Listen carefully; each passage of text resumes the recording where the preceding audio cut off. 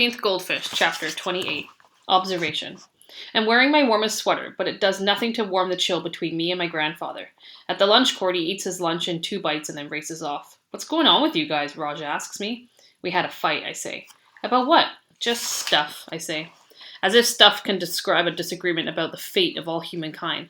My mom hates having a half-empty theater on opening night, so she enlists me to help fill the unsold seats for Our Town.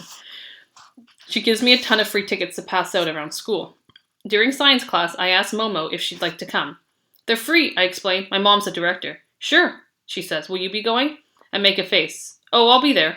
She laughs. I know the feeling. I have to go to all my brother's soccer games. Then she says, you want to do something after? Maybe get some frozen yogurt?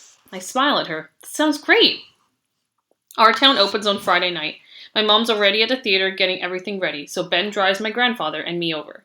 My grandfather's wearing a jacket and tie. I expect him to complain about having to see Our Town, but he's unusually quiet. The theater is packed. I guess all my hard work paid off. I wave at Momo, who looks like she brought her whole family. We settle down in our seats. The house lights go dark and the curtains come up. Maybe I was too young when I saw it all those times before, because this time, it's interesting. Or maybe it's the actors.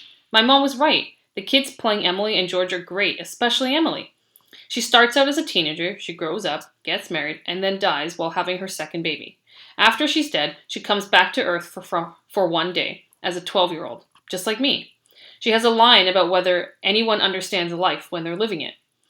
I get what she's trying to say. Life is precious, and we don't realize that at the time. But maybe life's also precious because it doesn't last forever. Like an amusement park ride. The roller coaster is exciting the first time, but would it be as fun if you did it again and again and again? I can't help myself. I glance at my grandfather. His eyes are locked on the stage, transfixed. As if sensing me looking at him, he glances at me. Our eyes meet and hold. Something in his face softens, and I think for a moment that he gets it too, that he understands. And then he blinks and he looks away. The play gets great reviews. They even get a standing ovation on closing night. But at home, there's no clapping, no encore. It's just me and my grandfather, not talking to each other.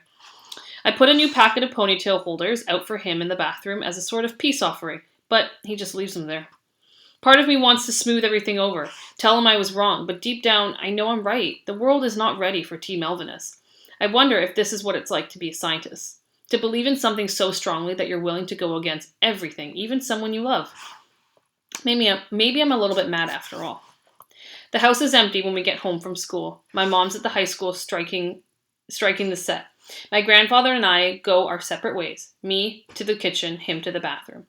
I'm full of nervous energy and decide to cook something. I flip through my grandmother's recipe box and settle on quiche. I make sure we have all the ingredients, flour, butter for the crust, eggs, ham, cheese. There's only 1 block of cheese and it's way in the back of the fridge.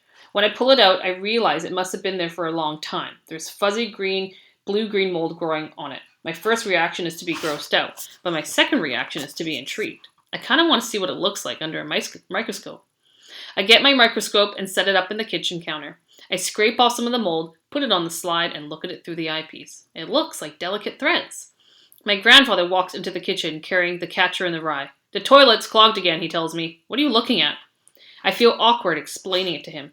I was making a quiche, but the cheese was all moldy, so I decided to observe the mold under the microscope. He gives me a look and says, Of course you did. That is what scientists would do. I don't know what to say. My grandfather holds up the book. I finished it. It was good. My mouth drops open. It was? Yeah, I judged it prematurely and I was wrong about it. About other things too. He plucks an apple from the bowl of fruit. It's red and bruised, almost starting to go. You were right, he says. I hold my breath, waiting, hoping. He looks at the apple. The seed is planted. It grows into a tree. The fruit ripens, falls onto the ground. He takes a bite. Juice drips down his chin. And then it starts all over again. The cycle of life. I don't need to be Galileo to make that observation.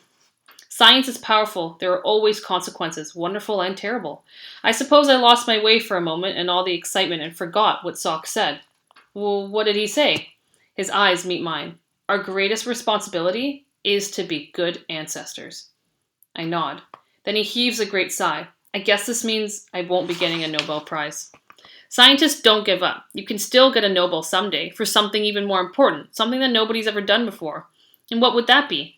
I point to the pimple on my chin. Finding a cure for acne. That would be revolutionary. Enough about all this. Is the plunger in the garage? I need to use it to clear the toilet. It took me a few tries to get the T. Melvinus down. You flushed it? Why didn't you just put it in the trash? He scoffs. The trash? Your mother would probably forget to put it out. The raccoons would get into the cans and eat the T. Melvinus, and who knows what would happen next. Vicious raccoons that never get old, rampaging around the neighborhood. We both laugh.